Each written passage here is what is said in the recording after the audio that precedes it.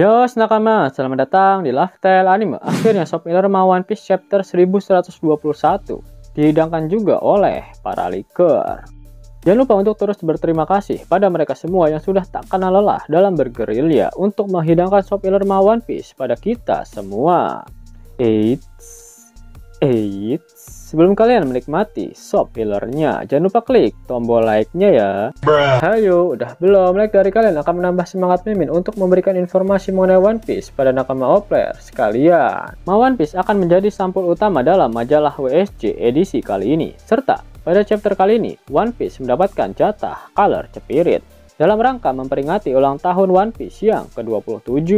One Piece chapter 1121 diawali dengan memperlihatkan kapal Thousand Sunny yang berhasil mendarat dengan aman di perairan timur laut Pulau Egghead. Saat ini kapal Thousand Sunny berada dekat dengan kapal milik raksasa Elbaf. Namun sekarang, di atas kapal milik raksasa Elbaf terdapat si banteng merah Saturn yang pada chapter sebelumnya berhasil melompat naik atas kapal. Tujuan Saturn saat ini adalah untuk menghabisi Kuma dan juga Bonnie karena mereka berdua adalah hasil dari eksperimennya sehingga menjadi tanggung jawabnya. Terlebih lagi, Kuma adalah seorang ras buccaneer yang memang harus dimusnahkan dari dunia ini karena kesalahan fatal mereka di masa lalu. Sedangkan Bonnie sekarang telah menjadi pemegang otoritas tertinggi dalam pengendalian Pasifista. Oleh karena itu, Saturn tak akan membiarkannya hidup, karena bocil FF itu pasti akan menyulitkan pemerintah dunia serta angkatan laut nantinya. Di atas kapal raksasa Elbaf, tak ada yang dapat menandingi kekuatan dari Saturn. Akhirnya Luffy melompat kembali ke atas kapal milik raksasa Elbaf. Luffy menyemangati Bonnie untuk kembali berubah menjadi Nika. Mereka berdua akhirnya meninju Saturn sampai terbang jauh keluar dari kapal raksasa Elbaf. Itu artinya Luffy sudah mempermalukan dua ekor Gorosei dengan menerbangkan mereka ke langit. Kemudian diperlihatkan reaksi dari beberapa orang terhadap pesan milik Dr. Vegapunk, seperti reaksi dari Vivi, Shirahoshi, dan juga Vinsmoke Judge. Film panas milik Dr. Vegapunk kembali berlanjut. Kali ini Vegapunk mendiskusikan Ancient Weapon dan menyebut nasib dunia berada di tangan orang yang mendapatkan harta karun One Piece. Selanjutnya diperlihatkan reaksi dari banyak orang terhadap pesan yang baru saja disebutkan oleh Dr. Vegapunk, seperti Im Sama, Tentara Revolusioner, Aokiji, Marine, beberapa karakter baru, Dragon, Shanks, Buggy, Mihawk, dan Cross Guild. Terdapat siluet karakter baru yang sedang memegang pedang dan wajahnya tidak terlihat secara jelas. Namun vibes-nya terasa sama seperti sosok Shanks dan dia merupakan bagian dari keluarga Vigarland. Yap, menarik kok. Terdapat banyak foreshadowing dari Oda jika Shanks memang memiliki saudara. Shanks sudah dikonfirmasi berasal dari keluarga Vigarland yang merupakan salah satu dari bagian Tenryubito. Roger tak sengaja menemukannya di dalam peti harta karun yang didapatkan dari Pulau Cat Valley, pulau yang menjadi ajang perburuan budak dan warga pribumi oleh para Tenryubito saat itu. Menariknya adalah ketika perlombaan akan dimulai, Vigarland Garling mengatakan sesuatu seperti ini. Lihatlah baik-baik anak-anak, di mana terdapat sound effect tangisan bayi di dalam panel tersebut. Sepertinya memang Garling sedang berbicara dengan anaknya saat itu. Dan tak hanya satu, karena dia menyebutnya anak-anak. Itu artinya Shanks memang memiliki saudara. Sehingga yang bertemu dengan Kurose saat itu bukanlah Shanks, tapi saudaranya. Oda sengaja menutupi bagian wajah sebelah kiri orang itu dengan cupluk, agar para player terkecoh jika sosok itu adalah Shanks. Selain saudara Shanks, diperlihatkan beberapa siluet karakter yang belum pernah Oda perlihatkan. Sudah dapat dipastikan jika karakter tersebut memiliki peranan penting dalam final saga One Piece kali ini, karena mereka diperlihatkan setelah Vegapunk menjelaskan mengenai harta karun One Piece. Yap, salah satu dari mereka adalah pria dengan bekas luka bakar. Dia yang saat ini yang membawa Rod Poneglyph terakhir, sehingga perannya sangat vital bagi siapa saja yang ingin pergi ke Pulau Laftel untuk mendapatkan harta karun One Piece. Dan itu tak mengherankan jika salah satu siluet dari karakter baru tersebut ternyata adalah Skipper Gaban. Gaban merupakan salah satu kru penting dari bajak laut Roger, di mana dia adalah navigatornya. Sehingga seharusnya dia masih menyimpan titik koordinat dari lokasi yang tertulis di Rod Poneglyph.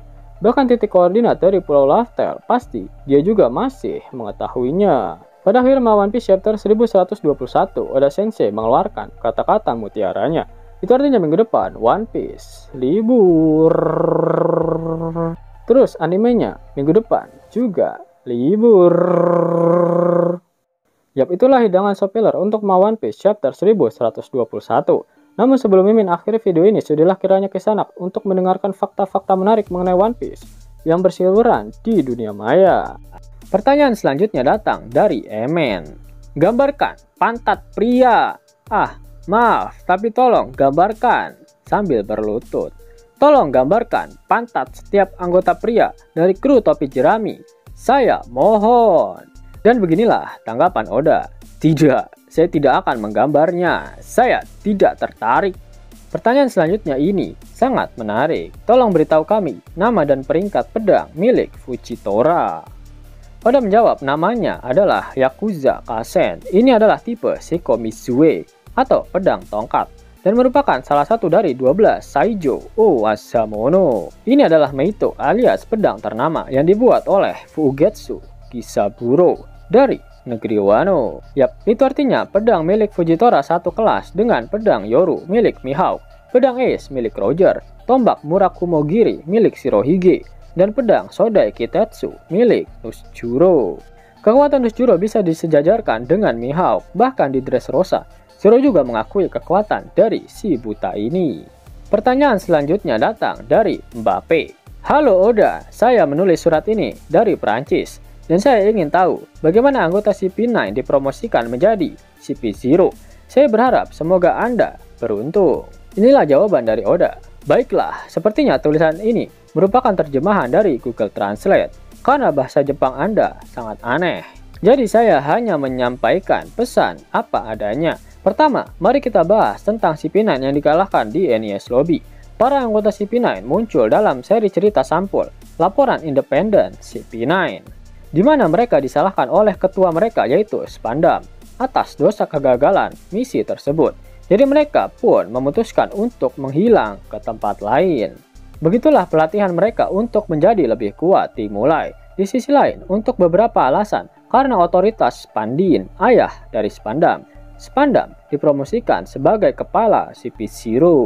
Dari sini, Lucci dan yang lainnya mengungkap plot invasion crime yang direncanakan oleh para petinggi Underworld dan mantan tahanan level 6 bersama Spandin. Lucci dan kawan-kawannya menghancurkan organisasi-organisasi tersebut untuk mencegahnya. Setelah kejadian itu, Lucci dan yang lainnya dipekerjakan kembali sebagai agen CP0. Sementara itu, Spandin terbaring di ranjangnya karena sakit-sakitan, kehilangan semua otoritasnya, sedangkan Spandam menjadi bawahan Lucci. Pertanyaan selanjutnya datang dari salah satu pecinta boba uhuy. Anggota CP8, Alpha, apakah dia kerabat Khalifa? Selain itu, CP9 adalah organisasi yang tidak dikenal publik, tetapi apakah CP0 dikenal publik? Oda menjawab seperti ini, Alpha adalah adik perempuan dari Mia Khalifa. Di antara anggota CP9 dari 22 tahun yang lalu, terdapat sosok yang bernama Lasky. Dia adalah ayah dari keduanya. Pada dasarnya, Superpol membesarkan anak-anak yang tidak memiliki hubungan keluarga untuk menjadi agen intelijen yang sangat baik. Jadi kasus mereka adalah kasus yang langka. Pada kenyataannya, mereka dibesarkan secara individual, terpisah satu sama lain, hampir tanpa hubungan keluarga sama sekali. Itu karena emosi bisa menjadi kelemahan di dunia ini. Pertanyaan selanjutnya, Oda Sensei, satu-satunya tempat yang bisa diterbangkan oleh kemampuan Pau-Pau Kuma hanya terbatas pada tempat-tempat yang dikunjungi Kuma secara pribadi? Oda menjawab, ya benar sekali, karena di masa lalu Kuma telah berkeliling dunia. Pertanyaan selanjutnya, buah iblis Boni adalah buah penuaan yang membuatnya menjadi manusia manipulasi usia, bukan? Apakah ini berarti jika dia terus mempertahankan usia mereka tetap muda, mereka tidak akan bisa mati? Begini jawaban Oda. Jadi, begitukah menurutmu? Tapi di bab 1072, Boni mengatakan ini. Ketika berbicara tentang makhluk hidup, keefektifan tidak akan bertahan selamanya. Jadi, pada suatu saat efeknya akan lenyap. Jelas nakama, itulah video mengenai spoiler dari editor untuk One Piece chapter 1121. Jika nakama menyukai video ini, jangan lupa klik like, share, dan subscribe channel ini ya, agar nakama semua tak ketinggalan info menarik seputar One Piece. Arigato.